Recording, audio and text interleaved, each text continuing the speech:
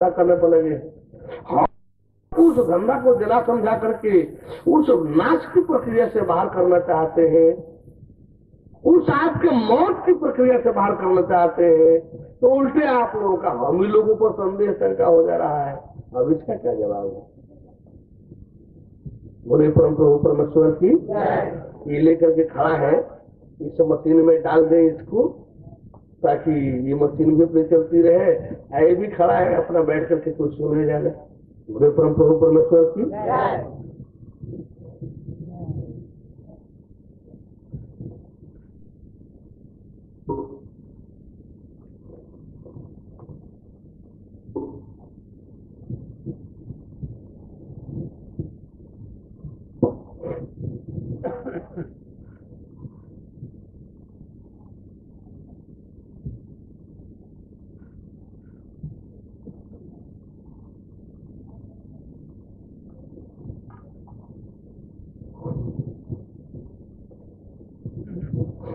हम आप सभी को इस समय दो कहानियां 5-7 मिनट के सुनाऊंगा।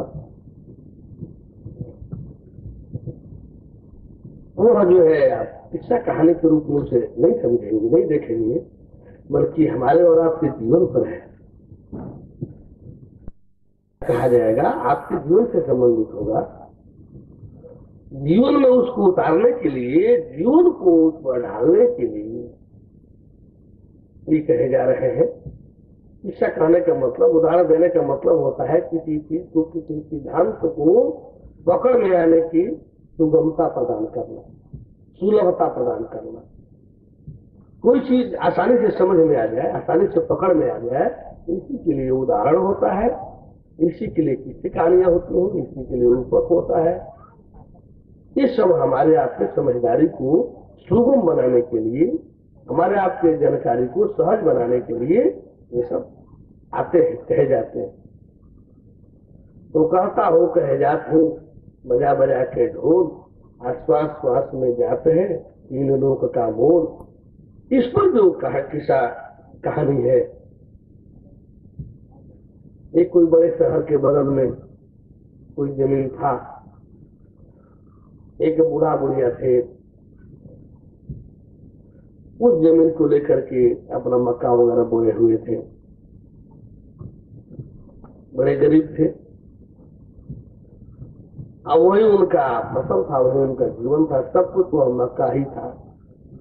अभी उदा फला तो नहीं था, बनारा अभी मोटा तो नहीं पकड़ा था, फिर भी वो बूढ़ा जो है वही अपना पारा देते रहता था, वही उसका सब कुछ था।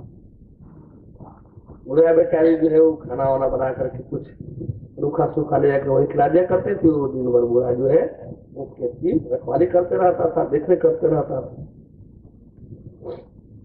रात दिन उसी में करने कराने के रास्ते मक्का थोड़ा सघन था, मक्का की खेती अच्छी थी। तो कोई चोर जो है उस बड़े शहर से किसी जौहरी के घर चोरी करके बक्सा लेकर जा रहा था। उस भोर हो गया तो सोचा कि हुन हो, अब तो भोर हो गया, अब मैं कैसे इसे लेकर जा सकता हूँ, बड़ा सघन खेत है मक्का का, इस मेरा सदूर, और अभी तो कोई धनारा मोटा है नहीं कि कोई इसमें जाता आता होगा। शाम को जब अंधेरा होगा तो फिर लेकर चला जाऊंगा। वो उसी खेत में रख दिया बक्सा और चला गया, शाम को आऊंगा तो ले जाऊंगा। इधर बूढ़ा जो है वो घूमते घामते देखा कि एक बक्सा उसमें रखा हुआ है, ला करके वो जो मकान बना करके पहरा दे रहा था, उस मकान को खोलता है तो मार उसमें छोटे छोटे छोटे छोटे पत्थर के टुकड़े दिखाई दिए उसको। काग में बहुत अच्छा हुआ, बहुत अच्छा हुआ, यानी आज हमको मिट्टी की गोली नहीं बनानी पड़ेगी गुड़े पर चलाने के लिए, गुड़देल पर चलाने के लिए हमको मिट्टी गोली नहीं बनानी पड़ेगी, सैकड़ों पैसे ही हमको मिल गया। तो जब कोई चीज अनायास मिल जाता है तो उसका महत्व भी समझ में नहीं आता है। अब वो खोल करके और देख देख में खेल खेल में सारे पत्थरों को गुड़देल पर चलाना शुरू किया है, निशाना देखना शुरू कर दिया। उसी गुड़देल पर चलाने में कोई पत्थर न चढ़ करके नीचे गिर गया मकान से। बुढ़िया खाना लेकर के आई, खिला रही थी तब तक दिखाई दिया कि कोई पत्थर गिरा हुआ है। तो वो उसको उठा करके अपने आंसू के गांठ में बांध, सोची कि बड़ा अच्छा पत्थर लग रहा है, चलो दिखाऊंगा बाजार में कि कैसा है पत्थर। लेकर गई किसी साग भाजी वाले के यहाँ बाजार में, कहेगी बबुआ के जैसा देखना हो, यही का चीज है, कृष्ण पत्थर हो, बबुआ जैसा देखा तो कृष्ण पत्थर हो। साग भाजी वाला देखा, कहा कि बड़ा अच्छा पत्थर लग रहा है, देखने में तो अच्छा लग रहा है। ऐसा है बुढ़िया माई, आप क्या करोगे इस पत्थर को, ले जाओ, ये 2-4 किलो जो है साग भाजी ले जाओ, कुछ खा बना लेना, ये पत्थर अच्छा लग रहा है, हमको दे दो। तो उस पत्थर का कुछ ऐसा लक्षण था जो देने नहीं दिया बुढ़िया को।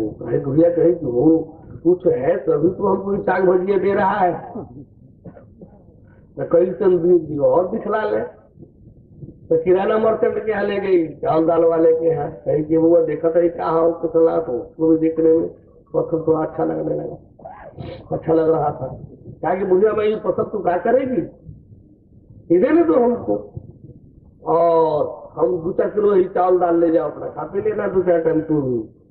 मुझे सोची हो लग रहा है कि कुछ है, तभी वो सागो भजिया वाला कुछ दे रहा था बदला में, आई चलो वाला चावल दाल कुछ दे रहा है, कुछ है लग रहा है। लेकिन अब वो रहे तो हम एक और जो हम दिखाता हो, सोची कि पत्थर हो, ऐ कुल काम धाम सोनार वगैरह रो ढेर करेला, अंगूठी वगैरह में 9 में डालू के पत्थर के काम करेला। तो चलिए तभी सोनार से पूछ ली, सोनार देखे तो पत्थर बड़ा अच्छा जस गया, वो दुकान पर ले गई थी। कि बुढ़िया भाई पत्थर तो अच्छा है, आखिर तू क्या करोगी, 10-20 रुपया ले लो और तेरे लिए भी 10-20 रुपया हो जाएगा, कुछ खा पी लोगी, हम भी इसे मेहनत करके अंगूठी वगैरह में डाल करके 10-5 रुपया हम भी कमा लेंगे, तो हम भी खा लेंगे, 10-5 रुपया हमको भी मिल जाएगा, 10-5 रुपया 20 रुपया तेरे को भी मिल जाएगा। बुढ़िया सोची कि हो लो सोनार होना हम कहाँ लेके भी जाएंगे, ठीक है कहो तो अपनों बतिया बताई देता हूँ।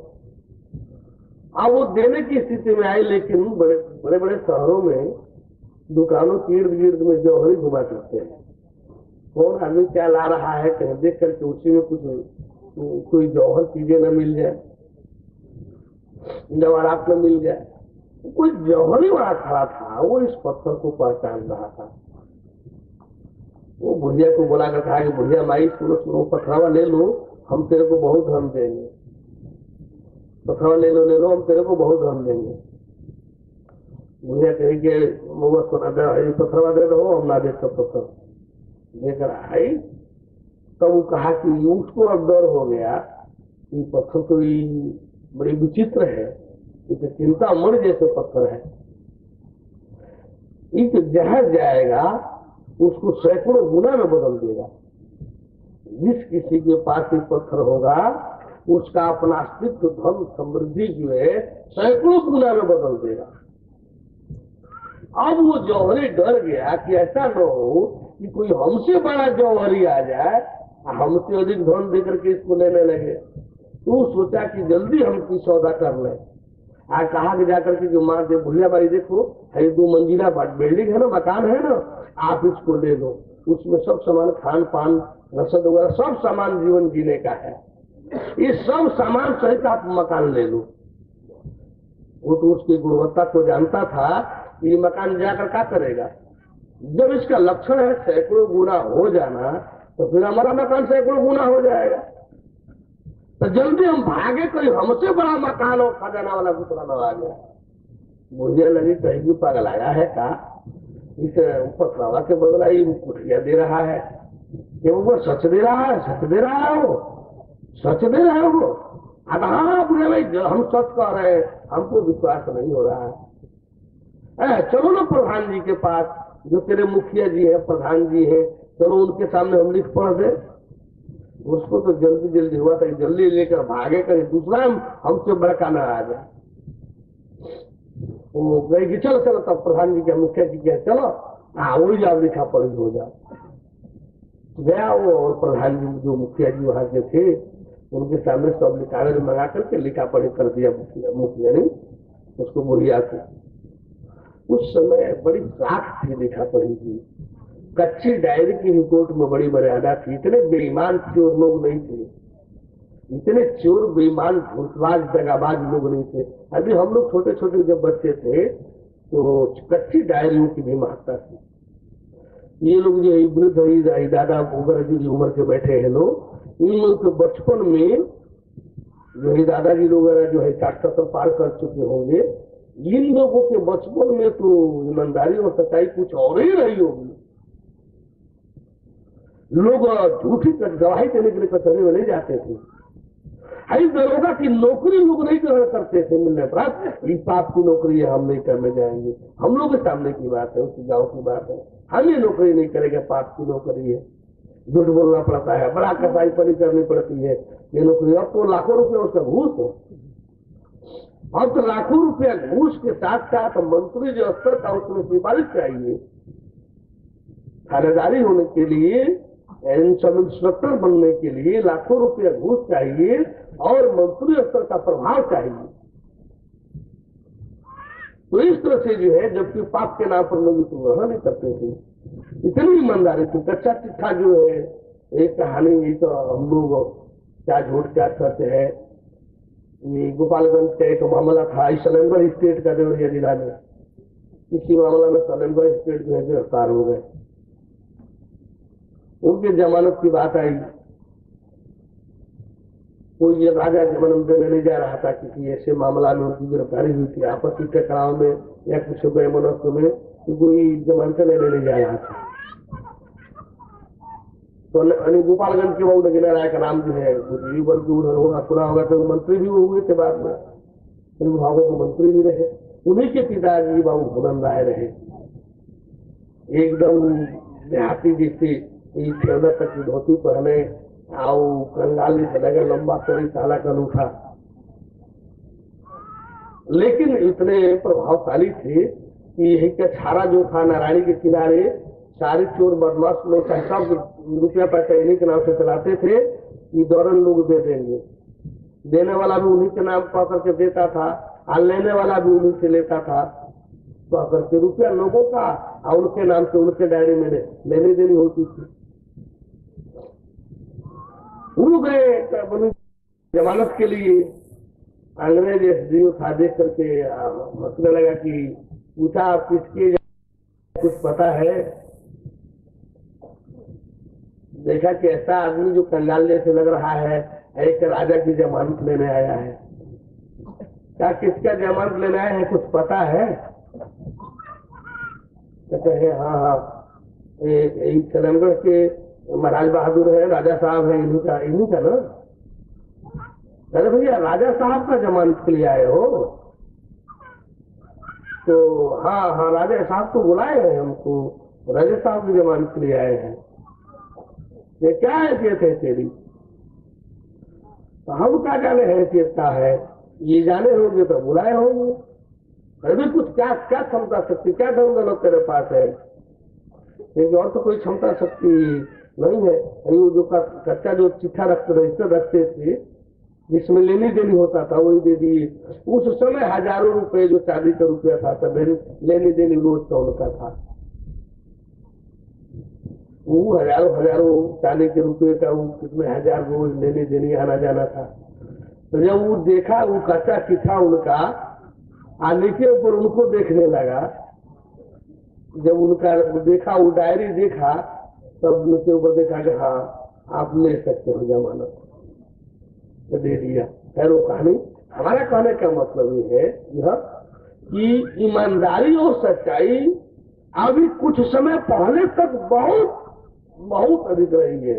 आप तो प्राय चोर और बीमार कोई शायद विश्वसनीय अपवाद में कोई हो गया, वो बात अलग है। अब बाप बेटे से ईमानदार है कि नहीं है,